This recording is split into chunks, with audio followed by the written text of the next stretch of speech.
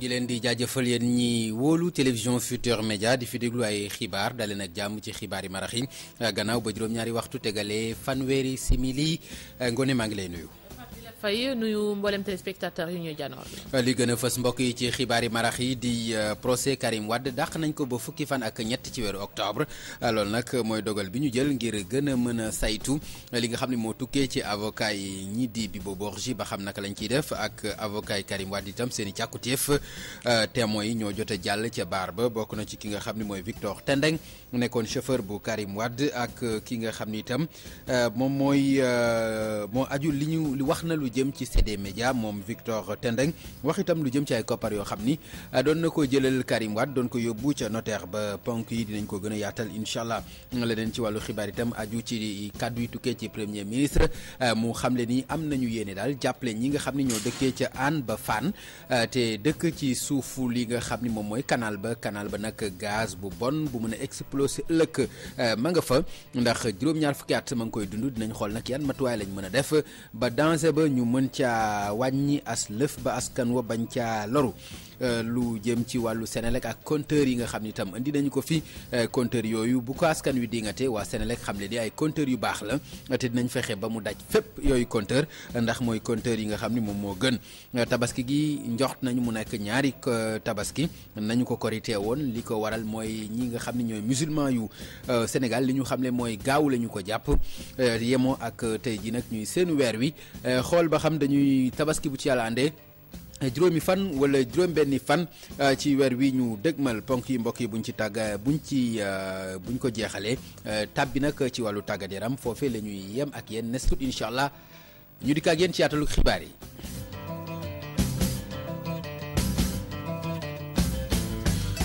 fukki fan ak ñett ci octobre la ñu dàq àtteb ki nga xam ni moom moo di Karim Wade dañu bëgg nag jublu ci li nga xam ni moom moo aju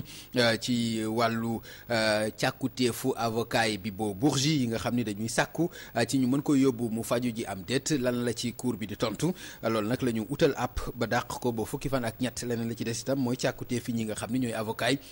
Karim Wade lu jëm ci témoins yi doon jàll tey ca kanam ñi nga xam ni ñooy attekat yi ca baar ba bokk na ci kii di Victor Tendeng moom nag mooy chauffeur bu Karim Wade xamle na ni ay yoon daal jëlee na ay koppar ci ki nga xam ni mooy Karim yóbbu ko ci cabinet notaire bi di Patricia Lek Diop naka noonu itam fële nga xam ni mooy ca CD Média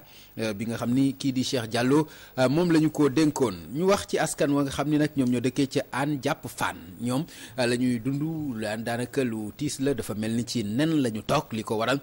di canal boo xam ni juróom-ñaar fukki at am na ko lépp di danger waaye nag ki nga xam ni moom mooy premier ministre dalal na ci seen xel xam ne ni matuwaay yuy tax ba loraange du ca juddoo dinañ ko ci jël. ay mesures ngir wàññi risque bi loolu la wax moom joriñ ju jëkk ji Mohamed Boun Abdallah Dionne xamle ko xam ne daal ni askan wa dëkkee foofee ni nga ko waxee Hann jàpp Fann ñoom ñu ngi ci danger ndax ci seen suuf fa taax ya nekk ak tabax yaak yëpp am na conduite boo xamante ni gaz ca nekk am na lu ëpp juróom-ñaar fukki at ba tax na jot na kon ñu xoolaat yëf yi assainir ko balaa muy jur leneen Fatou Bintou Konté. conduite bay jógee ca Hann di jaar ca Fann askan wi fa dëkkee ci njombe la ñu toog bu nu dégloo kii di Mohamed Boun Abdallah Dionne di njiitum gouvernement bi. Une conduite qui a aujourd'hui 70 ans. conduite bii ngeen gis am na juróom-ñaar fukki at ci ren collecteur boobu la ñuy wax Hann Fann moom dafa fees dell ak gaz ci biir gaz boo xam ni it day reyee waaye loolu taxul ci kawam am ñu fa dëkk. Malheureusement nos populations ont construit. non seulement les populations. am na it ñetti jàkk yu ñu gis ne ci kaw conduite boobee lañ ko tabax muy loo xam ni dafa jàmp ngir ñu defar ko. ba tax ni ma ngay artu askan wa fa dëkkee te di leen ñaax ñu moytu. Je voudrais au nom du chef de l'État ici. dama bëgg ñaan askan wu dëkk foofee ci turu njiitu réew mi ñoo xam ni foofee ñu dëkk risque bu mag a mag la. Se tracer de comprendre. nguur gi te mu ngi jël ay matuwaay yu war ngir mën a fànqantal bépp jéeye bu mën a jóge ci mbir moomee. Toutes les dispositions pour justement minimiser ce risque. ñàkkum ndox nag fii ci Ndakaaru bu ñu sukkandikoo ci kàddu yi kii di ministre bi yore wàllum ndox mi lee fileeg juin 2015 dana nekk loo xam ne dafay jeex. Dakar incha allah dégg ngeen ko wax nañ ko temps yëpp am na benn programme bu ñuy wax programme de sécurisation donc de l'alimentation en eau potable au niveau de Dakar. dañuy réaliser lu ñu wax 14 forages programme boobu démarré nañ ko te fileeg juin 2015 Dakar dootu amuti pénurie d'eau. projet eau ak assainissement bi nga xam ne tey ñi ngi ko doon taxawal te banque africaine de développement financé ko ci hauteur wu 29 milliards ci sunu koppar wante atteindre OMD 2015 jamono ji ci wàllum ndox ak assainissement ci Sénégal dafa nekk loo xam ne waruta mën a nekk surtout nag ci wàllum assainissement ndax gox yu bëri ci wàllum assainissement googu dañ ci am ay lajj yu bëree bëri. école Baraka ca Liberté 6 parents d'élèves ñoo am lu leen naxari kuréel ga leen tënk lañ ca xamle mooy daal am nañ lu leen naxari lool ci jàngalekat yi doon jàngal seeni doom li ko waral mooy atum ren lu toll ci 200 téeméeri ndongo ya fa doon jàng daanaka ñëpp dañoo luppee certificat Fatima Ba ak Jaafara Ba.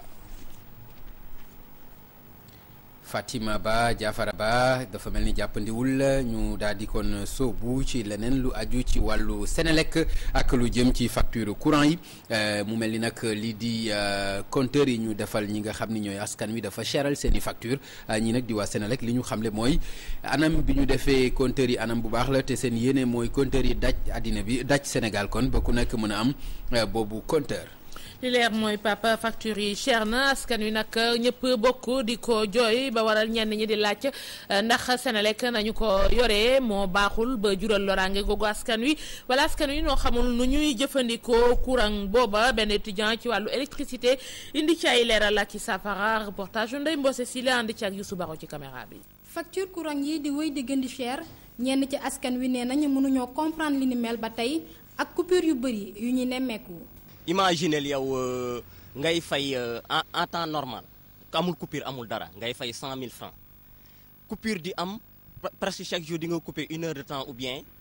1h30 mine de rien 30 minutes mais facture yi bu ñëwee du changer et puis day gën a yokk booy wax ñu naan bon tàngaay bi la consommation yi day yokku et puis bon man daal je comprends pas ci côté boobu. ñeneen ñoom nee nañ sénégalais yi itam dañoo war di xoolaat seeni doxalin. population mën nañu yàq. comme ni ñuy utiliser courant parce que tey da ngay dugg ci ay kër yoo xam ne bon tout le temps courant bi mu ngi tàkk bon yow selon ko da ngay ñëw sax dugg ci kër gi da nga ne ma mais ñii bon ñoom ay foog ñoom seetaa bi la ñuy liggéey quoi. étudiant électricité bi moom mu ngi ciy def ay jàngat te di ci andi ay saafara. gars yi dañu am habitude boo xamante ne baaxul muy li nga xamante ne soo génnee ci néeg par exemple da nga war a fay sa lampe ak yenn chargeurs yi ngay bàyyi ci prise yi muy continuer di consommer courant télé yi ñuy bàyyi muy tàkk aussi. indi woon nañ lampe LBC yi mooy lampe yi nga xamante ne dañ ko defar pour lu muy consommer du bëri defar ci biir dafa am ay jodd am lépp loo xamante ne day favorable ba nga xamante ne ni muy consommer courant du bëri chinois yi dañ koy defar français yi dañ koy defar am na bu ñu bind Sony nag dafa mel ne boobu moo gën a baax ça coûte 500 francs c'est pas cher. askan wi wala Senelec ku ci nekk di ci joxoñ baaraamu tuuma sa morom. kum ci mënti doon daal facture yi cher nañ te dina gën a cher ci weer yi di ñëw. ci wàllu courant ak Senelec la ñuy des ba tey ndax ñi nga xam ne ñooy askan wi jëfandikoo courant li ñu xamle mooy li ñuy fay dafa ëpp la ñu daan fay dafa mel ni daal am na luy ñuul ci facture yi nga xam ni waa Senelec ñoo ngi leen koy jox loolu nag waa Senelec tontu nañ ci xam ne ni dañoo nekk ci jamonoy tàngaay moo waral lii di facture yi cher waaye li ñu mën a xamle daal mooy ci atum 2009 ba suñ joonu yàlla tey amul benn yoon boo xam ni facture lu jëm ci wàllu courant bi kon yokk nañu ko kon nañu jàpp ni bu yokk di am nañ ko xool ci ñoom ñi koy jëfandikoo ak jamonoy tàngaay bi ñu nekk bu ñu bëggee mu yaxan nañ ko yaxanal Fatou Dieng Jaafara Ba ci reportage. jamono ji ñu bëri ci askan wi di ñaxtu ndax ñàkkum courant Senelec ne mbir mi li ko waral ay paan moo am ci seeni jumtuwaay. ngay yore say machines yu doy yore xaalis bu doy boo jëndee essence man leen ko jox mais nattu ñëw boo xam dafay tax ba benn machine si machine yi bu si am doole paan lu mat benn fan ñaari fan wala quelque waxtu wala courant bi si fil yi muy jaar mu njëkk ba si ak benn poto daanu. jamono bi ñu bëri ne li ñuy fay ci courant moo ëpp fuuf li ñuy lakk Senelec ne mbir mi demeewul noonu jamonoy tàngaay yoon la facture yi mbir mi yokk. boo amee facture boo xam ne wuute nag bi nga amoon ça veut dire que li nga lakk wuute na léegi nag boo xoolee li nit ñi di lakk si courant li si ëpp mooy li frigo yi di lakk wala si ventilateur yi di lakk wala ñi nga xam ne am nañu climatiseur wala ñu am chauffe-eau ak yooyu appareil yi nga xam ne nag day lakk courant bu bare jamono yu ñu koy gën a lakk mooy jamono tàngaay.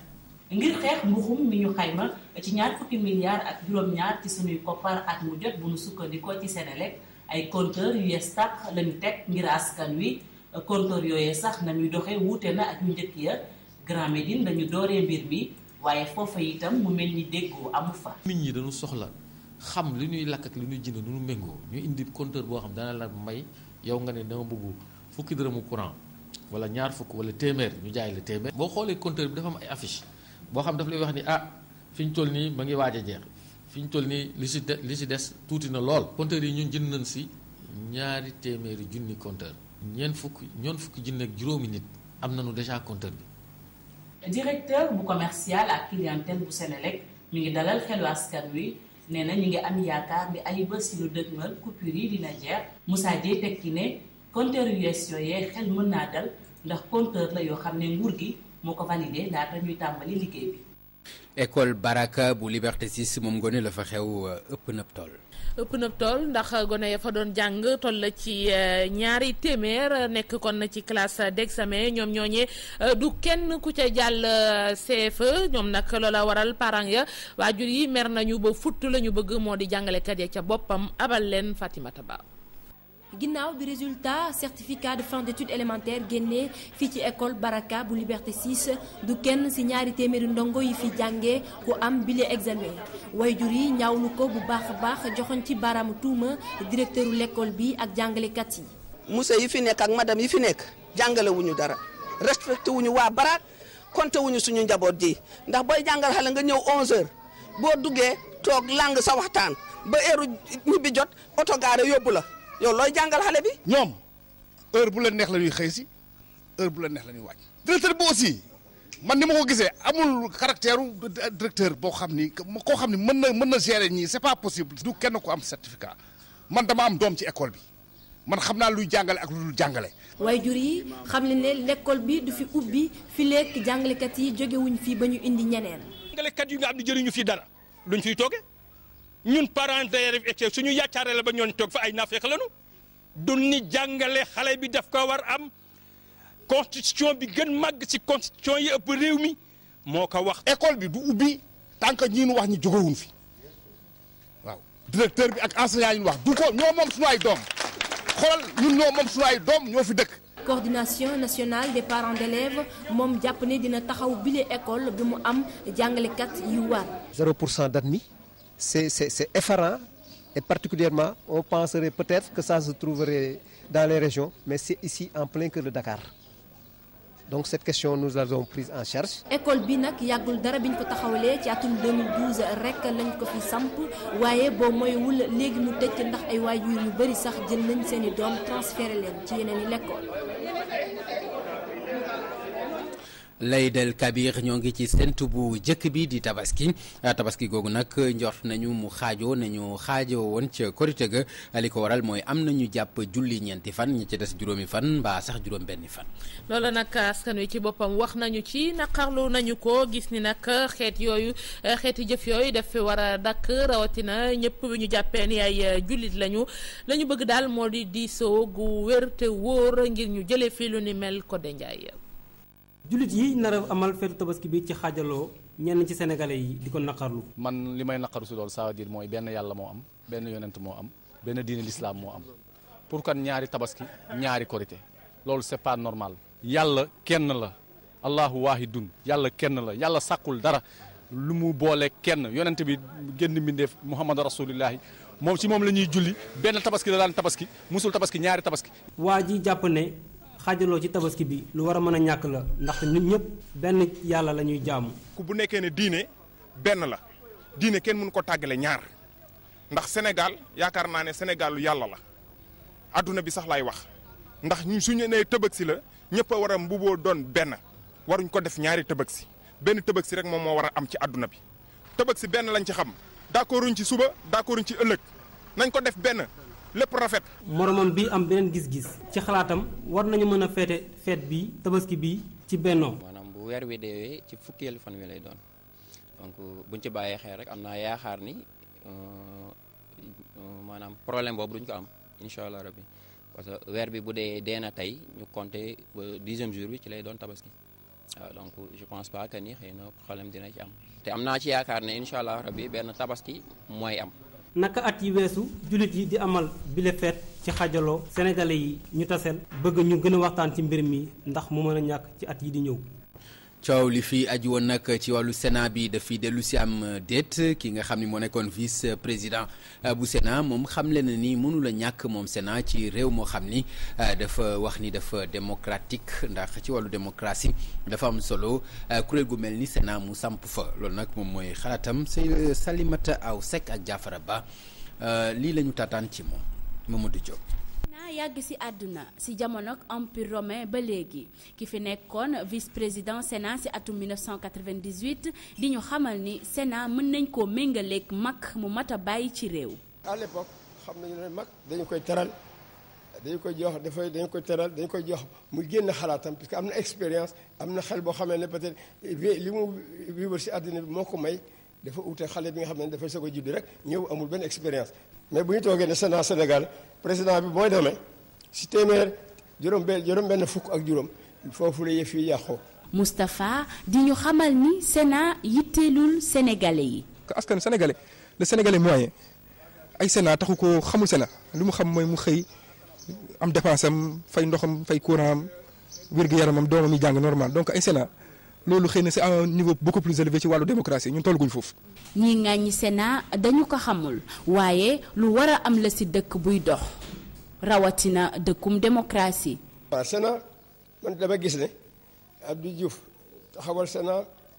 waa Abdoulaye supprimer Sénat indiwaat Sénat Macky Sall ñëw indi supprimer Sénat bëgg taxawal Sénat yooyu ma ne man mënuma ci d'accord te mënuma ci def awul. Sénat dafa war a am Sénégal pour ñu dëgëral réew mi définitivement pour ñu tabax démocratie bu dëgg. président Macky Sall dellu ginnaaw ci projet wu tegaat fi Sénat bi sénégalais yi ni politique kese moo ko lal. waaw ba tey xaj na moo xam li tax mu ne defatu ko waaye Macky daal war nañoo mën a jàppale daal puisque askan bi moo ko faloon na xool bëgg-bëggu askan bi. dama gis ni pour clientélisme politique la rek pour defaat ci gars yi am fu ñu dugal gars yi rek élection yaa ngi jege échéance yaa ngi ñëw donc amul njëriñ vraiment. leer na léegi askanu Sénégal seenu lim xam nañu ko li ñu am itam ci jur naka noonu kuréel gi ñu dénkoon xayma ak natt ñaata nit ñooy dund ci réew mi matale nañ ko ba fësal ko. bu dee tolloon nañu ci fukki million ak ñaari toftal juróom-ñetti téeméeri junni ci nit léegi jàpp leen ni askanuk Sénégal ñi ngi toll ci fukki million ak ñett yu toftal juróomi téeméeri junni ci nit directeur agence nationale statistique et démographie moom nag moom moo ko xamle chiffre yooyu nag jàpp na ni am na solo lool ndax dana tax ñu xam lan la ñu yittewoo ci wàllu formation waaye it yeneen yoo xamante ni day jëmale réew kanam gis na it ay wuute diggante Ndakaaru ak yeneen gox yi Mbacké Amar. fukki million ak ñett ak genn wàll ci ay doomu aadama ñooy yeewoo Sénégal lim boobu toll woon ci fukki million ak ñaar ginnaaw résultat yi recensement bi xamle woon ci atum 2013. tey jii nii tolluwaayu population Sénégal ñu xayma ko ci 13 millions 508 mille 715 habitants ñu gis ne population bi aussi population bu jeune la parce que boo ko xaajee ñaar moitié bi am nañu 18 ans ak moins beneen bi am 18 ans et plus projection yi ñuy def dafay wan ne ci année yi di ñëw yëpp population bi day gën a nekk jeune. njàngat yi jógee ci xayma googu doon lu ñu mën a jëfandikoo ngir soxla yi ñuy am ci wàllu formation. ñu nekk am population bu jeune te population bi projection yi ñuy def dafay wan ne ci année yi di ñëw yëpp. population bi day gën a nekk jeune loolu atout la pour économie wu dëkk bi bu fekkee ne jël càmbar nañu xale yi jox leen formation professionnelle boo xam ne dina leen permettre ñu mën a compétir ak xale yi yeneen dëkk yi. xayma gi ñu amal ko ci financement bu toll ci fukki milliards ak ñett suñuy koppar ay ordinateurs yu ndaw lañ doon jëfandikoo ba tax liggéey bi.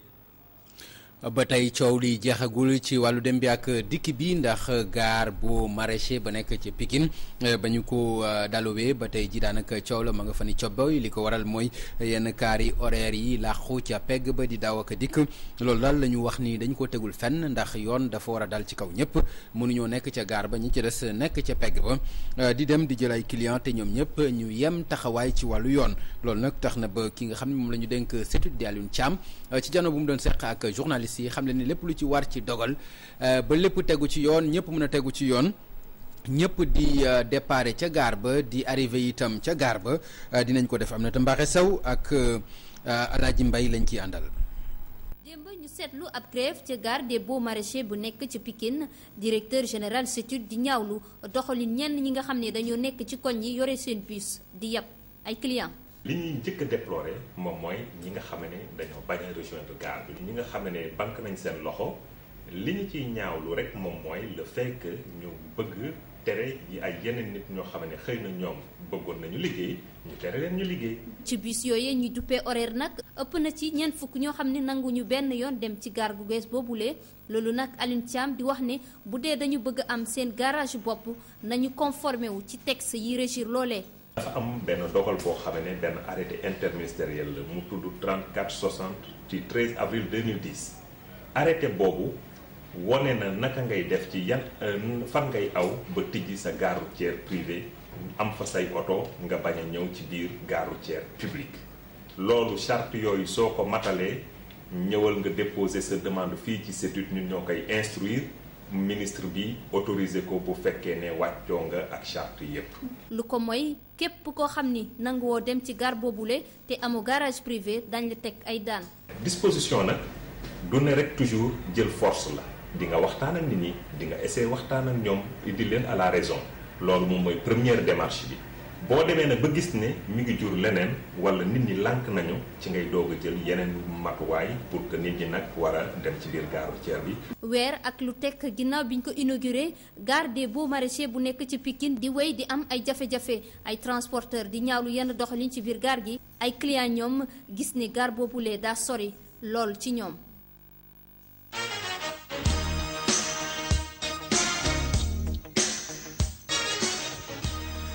tàggat yaram ngoone lan moo ci gën a fës. basket ak CNBS mi nga xamante ni daal indiwaat na ay leeral gannaaw bi nga xamante ni kuréel gii di cadre de concertation des clubs yëkki nañu seen i kàddu di sàkku rek ñu taxawal benn fédération fii ak décembre 2014 ñoom waa CNBS kon tontu nañu xamle nañu ni la ñu leen sasoon nib liggéey ak kàpp bi jeexagul kon ku ne togaat sa place Abdoul Aziz Kane. ab tontu bu yàggul dara CNBS xaarul lu yàgg ngir tontu waa cadre de concertation bu club yi Serigne Mboum nag di xamal ne ñoom xam nañ kan la ñu war a waxal. nous avons pris sur nous de dire. ñun ñoo jël décision ne dañuy wàññi mandat bi wax nañu ci ak waa ministère ak waa FIBA collectif bi nag war na xam ni kuréel gu informel la. waaye li ci ëpp solo mooy ñi ngànk basket bi d'accord nañu ak ñun gisuma li ko war a mën a dindi. pas une structure organisée et on ne voit pas qu'est-ce qui a changé entre-temps. suñu sukkandikoo ci Serigne Boum nag CNBS dafa war a continuer mission am ndaxte basketball sénégalais bi am na lu bëri lu ñu ci war a defar. tous les problèmes ne sont pas réglés. les questions les plus délicates. am na ay jafe-jafe yi fi nekk ba léegi yu mel ni kayitu xale yi. te loolu moo ëpp solo ci mbir mi. moo tax faw ñu continuer ci ndax fédération bi ñëw mën ci indi ay saafara. c'est ça qui va aussi baliser le chemin pour cette fédération. mandat CNBS bi nag mu ngi jeex mars 2015 fii ak boobu Serigne Mboub ak i ñoñoom fas yéene nañu wéyal seen liggéey balaa ñu fiy tegaat fédération bu bees. responsable ya nekkee fële ci Ziguinchor te bokk ci andi basket ñoom nag indi nañu ay leeral ci jano bu ñu seq ak waa taskatu xibaar yi ci li waral rek teewuñu ci match bi ñu jàpp 24 septembre ñu waroon ko jouer fii ci Ndakaaru mu soxal ñetteelu place championnat national président comité régional bu Ziguinchor ci boppam moom moo ci wax di yoo ci turu ko Henri Ndeki li waral seen ñàkk teewaay ñu teewlu ko. ñu nekk fii tey c'est parce que dañu nar a dem jouer 3e place depuis jeudi. d'ailleurs jotuñu benn kayit bu ñu firndeel nga xam ne CNP da ko bind adressé pour ne da ngeen di jouer dina am 3e place demi-finale ak finale malgré tout ça ñu yëg ko ci télévision malgré tout ça ñu préparé ñu oote depuis jeudi vendredi samedi ñu ne ñu dañuy envoyé xaalis dañuy envoyé fii ba dëmb daana 23 la 23 ñu naroon jouer tey xaalis bi 140 000